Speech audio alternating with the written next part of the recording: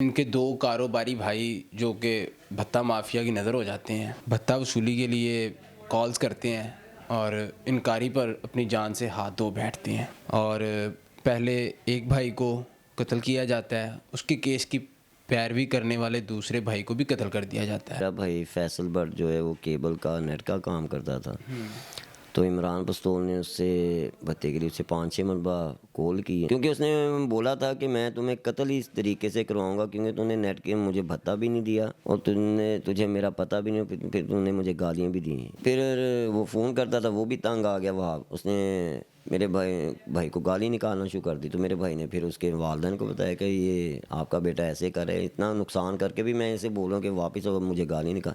اس نے پھر اپنے بیٹوں کو بولا، اس نے کہا آپ ٹینشن نہ لیں، میں نے کسی دن آنا ہے، فیصل بھائی آپ کو دوبارہ بھی نہیں پوچھے گا کبھی بھی۔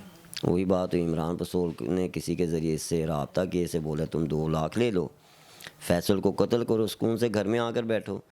السلام علیکم، ڈیلی دھرتی کے ساتھ میں ہوں آپ کا میزبان ریحان حیدر۔ ناظرین، میرے ساتھ محمد عظیم بٹ صاحب موجود ہیں۔ ان کی دل دہلا دینے والی داستان کچھ یوں ہے کہ ان کے 2 کاروباری بھائی جو کہ بھتہ مافیا کی نظر ہو جاتے ہیں، بھتہ وصولی کے لیے کالز کرتے ہیں اور انکاری پر اپنی جان سے ہاتھ دھو بیٹھتے ہیں۔ اور پہلے ایک بھائی کو قتل کیا جاتا ہے، اس کے کیس کی پیروی کرنے والے دوسرے بھائی کو بھی قتل کر دیا جاتا ہے اور ابھی انہیں بھی تھریٹ کر رہے ہیں۔ کیا معاملات تھے، کیا وجہ بنی، کون ہے ملزمان، کون کون اس سارے معاملے میں ملوث ہیں، ان سے جانتے ہیں۔ السلام علیکم۔ وعلیکم السلام جناب۔ بٹ صاحب، آپ کا دکھ بہت بڑا ہے، 2 بھائی دنیا سے چلے جانا اور اس طرح بے دردی سے قتل ہو جانا، ہم آپ کے غم میں برابر کی شریک ہیں۔ مجھے بتائیے گا کہ آغاز کہاں سے ہوا؟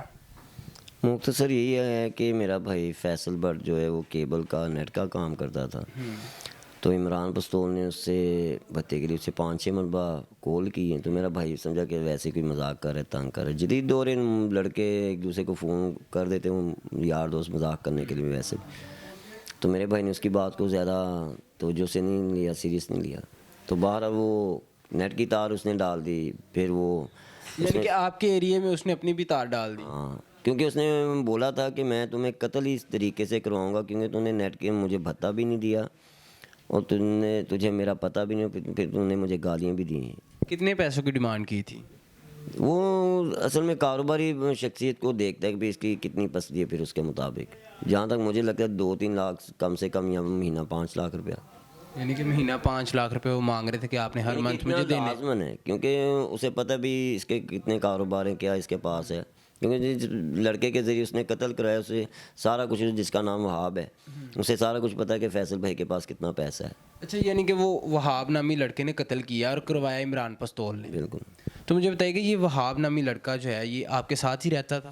یہ ہمارے ساتھ ہی رہتا تھا، اس کا گھر ہمارے گھر کے بالکل سامنے ہے، گھر بالکل سامنے ہے، ہمارے یہیں پیدا ہوا ہے، اور یہ کہہ لیں کہ شادی بھی ہمارے سامنے اس کی ہوئی، یعنی کہ شروع سے اتنے ایک دوسرے کے محلے داری اسلام دعا تھی۔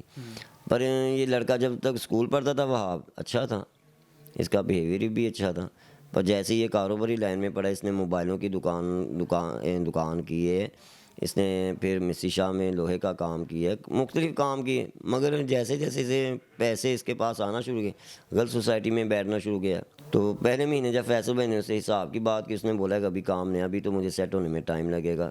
تو اس نے پھر 6 مہینے بھائی نے پوچھے، 6 مہینے جب نہیں پوچھا تو محلے کے لڑکوں نے بتانا شروع کر دیا کہ فیصل بھائی پہلے وہ 10-15 ہزار کا، 5 ہزار کا، 20-25 ہزار کا جوا کھیلتا تھا، جو کام کروا دیا اب تو وہ آپ کی فریج اے سی ادھر ادھر دے کر جوئے میں 2-3 لاکھ، 4-5-10 لاکھ سے جوا کھیلنا شروع ہو گیا۔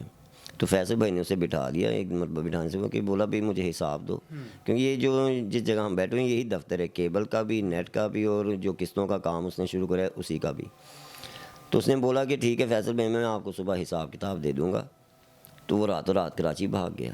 میرا بھائی بیٹھے بیٹھے ہفتے بعد 2 ہفتے بعد اسے فون کر کے بولتا تھا کہ یار یہاں پر مجھے نہیں پتہ کہ آپ نے فریج کس کو دی ہے، موسل کس کو دی ہے، موبائل کس کو دیا، اور کس سے کیا لینا دینا ہے، تو واپس آؤ، اگر تو آپ نے یہ سال 25 لاکھ روپیہ غائب ہے میری پیسوں میں سے، تو اگر تو آپ نے اپنے ماں باپ اور بہن بھائیوں پر لگایا ہے، اپنے بیوی بچوں پر لگایا تو کوئی بات نہیں، تو صرف آپ ایک کام کرو، واپس آؤ، اس کام کو چلاؤ، اب میں تمہیں صرف مالک کی حیثیت نہیں تمہیں کام کرنے دوں گا، ملازمت رکھوں گا، 60,000 रुपया तुम्हारी तनख्वाह होगी, 50,000 रुपया मैं तुम्हें तनख्वाह दूंगा, 10,000 रुपया काट लिया करूँगा, पर आके काम चलाओ। इस तरह मेरा जो 80 लाख से करोड़ रुपया ना वो फिर लगा जाएगा। वो फिर वो फ़ोन करता था, वो भी तंग आ गया वहाँ, उसने मेरे भाई को गाली निकालना शुरू कर दी। तो मेरे भाई ने फिर उसके वालिदैन को बताया कि ये आपका बेटा ऐसे करे, इतना नुकसान करके भी मैं इसे बोलूँ कि वापस अब मुझे गाली निकाल। उसने फिर अपने बेटों को बोला, उसने कहा आप टेंशन ना लें, मैंने किसी दिन आना है, फैसल भाई आपको दोबारा भी नहीं पूछेगा कभी भी। वही बात हुई, इमरान पसोल ने किसी के ज़रिए इससे रब्ता किए, इसे बोला तुम 2 लाख ले लो, फैसल को कत्ल करो, सुकून से घर में आकर बैठो। 25 फिर क्योंकि उसे भत्ते की धमकियां तो मैंने दी हैं, कत्ल तो मैंने उसे करवाना है, नाम तो मेरा होगा, तुम्हारा किसी को पता ही नहीं चलेगा। किस जगह पर कत्ल किया? ये बंद रोड है, वहाँ पर खुशी शादी हाल है, वहाँ पर उसने तो जब कत्ल किया कितने लड़के शामिल थे? 5 लड़के। 2 लड़के वो थे जो इमरान पस्तोल को फ़ोन पर, या इमरान पस्तोल सुभान या असलम भाईवाल के रहन सलामत भाईवाल, यानी कि किसी को बता रहे थे कि हम पीछे हैं। तो ये कार्रवाई कहाँ तक पहुंची है सारे सिनेरियो की? कार्रवाई कहाँ तक पहुँचनी है? पुलिस वालों ने बोला है कि जी आपकी जान को भी क्या ख़तरा है, आप अपने घर को जेल समझे और घर के अंदर ही बैठें, और जो हमारे मुलजिम हैं उनमें से कोई भी नहीं पकड़ा गया। वो अभी भी हमें लोगों के ज़रिए पैगाम पहुँचा रहे हैं कि तैयार रहना, अब बारी तुम 3 भाइयों की है, या भत्ता दो, या कि सुलह करो, या फिर कत्ल होने के लिए तैयार हो। जी नाजरीन, आपने व्हाट्सएप की तमाम गुफ्तगू सुनी, और ये हमारे माशरे में एक लम्हा फ़िक्री है कि भत्ता मुआफ़िया किस तरह अपने चुंगल में फंसाए जा रहे हैं कारोबारी हज़रात को। अपनी राय कमेंट सेक्शन में ज़रूर आगाह कीजिएगा। इसी के साथ मुझे दीजिएगा इजाज़त। अल्लाह हाफ़िज़।